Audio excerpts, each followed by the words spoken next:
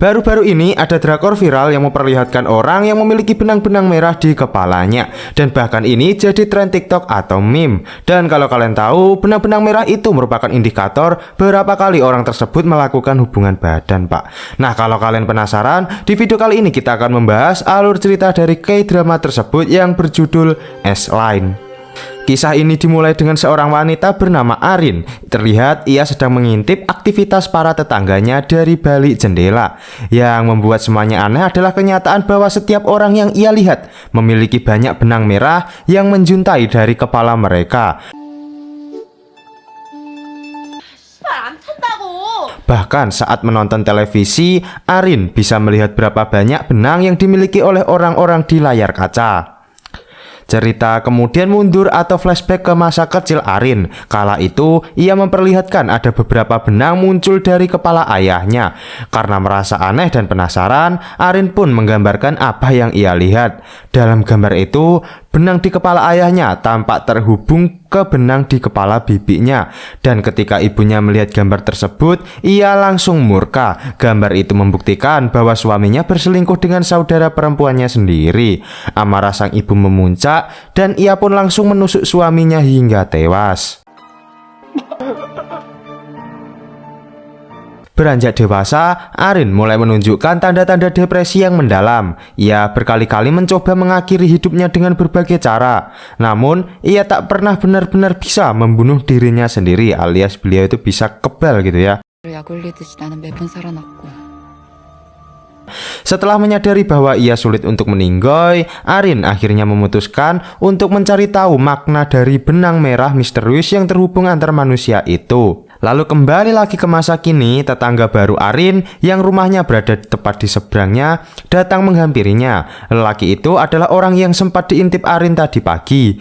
Ia memperkenalkan diri dan memberikan Arin sekantong buah tangan. Setelah pertemuan singkat itu, cerita pun berpindah ke seorang pria lain yang ternyata adalah seorang detektif bernama Han. Detektif Han diperlihatkan tengah menjalin hubungan gelap dengan salah satu rekan kerjanya. Tak lama kemudian, cerita bergeser ke sebuah sekolah. Di sana, seorang siswi mengalami perundungan hebat dari teman-teman sekelasnya. Ia dibully habis-habisan oleh salah satu geng perempuan di sekolah itu. Siswi itu ternyata adalah keponakan dari detektif Han, namanya Sun. Lalu adegan berpindah ke seorang wanita yang ditemukan tewas dalam kondisi misterius. Tak jelas penyebab kematiannya, namun dari keadaannya terlihat seolah ia dibunuh dengan cara yang sangat bersih dan rapi. Sementara itu, Arin kembali mendapat kiriman buah dari tetangga depannya. Saat sedang menonton TV, ia melihat seorang kurir misterius yang juga memiliki satu garis merah di kepalanya. Tak lama berselang, ia menyaksikan seorang kurir masuk ke rumah tetangga depan. Merasa curiga bahwa kurir itu adalah si pembunuh, Arin segera menelpon polisi. Namun ternyata pria itu adalah pasangan dari sang tetangga. Merasa bersalah karena telah berprasangka buruk, Arin memutuskan untuk menutup telepon. Ia pun menyaksikan satu benang merah baru tumbuh dari kepala pria tersebut dan terhubung ke kepala si wanita. Keesokan harinya, Sun tidak masuk sekolah. Sri, sang ketua geng pembuli, tampak sangat kesal. Ia pun menghancurkan loker milik Sun dan menemukan sepucuk surat cinta di dalamnya. Sementara itu, Sun yang tidak masuk sekolah terlihat sedang meminta uang pada pamannya. Pamannya pun memberikan beberapa lembar uang. Meski ia tampak tahu bahwa Sun sering mengalami kekerasan di sekolah, namun sang paman bersikap cuek seperti tak peduli. Setelah Sun masuk ke kamar, sang paman keluar untuk merokok. Saat itu ia menerima telepon dari rekan kerjanya yang mengatakan bahwa semalam ada seorang wanita misterius melapor bahwa ia melihat kurir mencurigakan memasuki rumah tetangganya. Betapa terkejutnya detektif Han saat tahu bahwa yang menelpon itu adalah Arin, tetangganya sendiri. Ketika detektif Han hendak mengetuk pintu rumah Arin, seorang pria lain muncul dan memperingatkan bahwa Arin adalah orang yang sangat tertutup dan hampir tak pernah membuka pintu untuk siapapun. Namun setelah mengetahui bahwa yang datang adalah seorang detektif, Arin akhirnya mau membuka pintu. Ia menjelaskan bahwa ia salah sangka dan mengira kurir yang ia lihat adalah seorang penjahat. 여자가 위험하다고 생각했어요. Setelah menjelaskan, Arin langsung menutup pintunya kembali. Adegan kemudian berpindah ke seorang kurir makanan misterius. Ia turun dari kendaraan dan mengamati rumah Arin dari kejauhan. Sementara itu, Sun yang terus-terusan ditekan oleh Sri untuk membawa uang mulai terdesak. Dalam keputusannya, ia mencoba merampok seorang ibu yang baru keluar dari bank. Untungnya, sekelompok pria datang tepat waktu dan menggagalkan aksi Sun. Kembali ke detektif Han, ia mendapat informasi dari rekannya bahwa korban yang tewas sebelumnya, Putri, sering terlihat ke gym bersama seorang pria bernama Putra. Ternyata Putra adalah tetangga Arin yang mengatakan bahwa Arin adalah sosok yang sangat tertutup. Tak lama kemudian, detektif Han ditelepon oleh ayahnya. Ia segera menuju rumah sakit dan menemukan bahwa ayahnya berada dalam perawatan.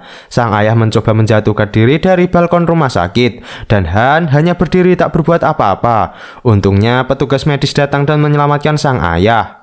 Sementara itu, rekan detektif Han dikirim ke rumah Putra untuk penyelidikan. Saat masuk ke dalam, ia mendapati ruangan penuh dengan tali dan dinding yang dicat merah. Tanpa diduga, Putra ada di dalam dan langsung memukul rekannya hingga pingsan. Putra kemudian mengenakan kacamata dan pergi menuju gedung sebelah, yaitu rumah tetangga depan Arin.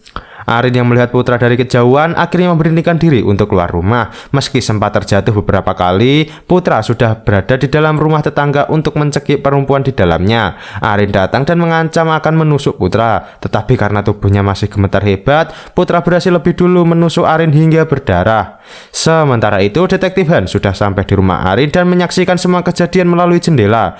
Tak ingin ada korban jiwa, ia pun menembak Putra dari kejauhan. Saat sekarat, Putra melihat bahwa benang-benang di sekitarnya mulai menghilang. Ya, ternyata Putra juga bisa melihat garis-garis benang seperti yang dilihat oleh Arin. Arin ternyata selamat karena seperti yang telah kita ketahui, ia tidak mudah terluka dan selalu mampu sembuh sendiri. Detektif Han menghampirinya dan bertanya apakah ia perlu dibawa ke rumah sakit. Tapi Arin menolak. Tak lama setelah itu, Arin menyadari bahwa kacamata yang digunakan Putra memungkinkan pemakainya melihat garis-garis itu, yaitu S-line. Detektif Han kembali bertanya apakah ia yakin tidak perlu ke rumah sakit. Saat itulah Sun datang. Ternyata Arin dan Sun adalah teman semasa SMP dan terlihat mereka cukup akrab. Setibanya di rumah, Sun bercerita pada pamannya bahwa saat masih kecil, Arin melihat ibunya membunuh ayahnya. Setelah itu, sang ibu kabur dan tak pernah kembali hingga sekarang. Kembali pada Arin, ia duduk termenung, merenungi kehidupannya dan kekuatan yang ia miliki. Ia mulai menyadari bahwa kemampuannya bisa digunakan untuk menyelamatkan orang lain seperti yang baru saja ia lakukan. Di akhir cerita, Arin menerima sebuah pesan misterius dari seseorang yang tidak ia kenal. Dan itulah alur cerita dari S-Line episode 1. Jika kalian ingin video ini lanjut ke episode 2, 3, dan seterusnya, kalian bisa like video ini. Dan jika tembus 1000 like, maka akan saya lanjutkan ke episode berikutnya. Yang pasti episode berikutnya itu akan ke konflik yang sangat seru banget dan alasan kenapa K-drama ini bisa viral. Oke, cukup segitu guys. Jangan lupa like dan komentarnya.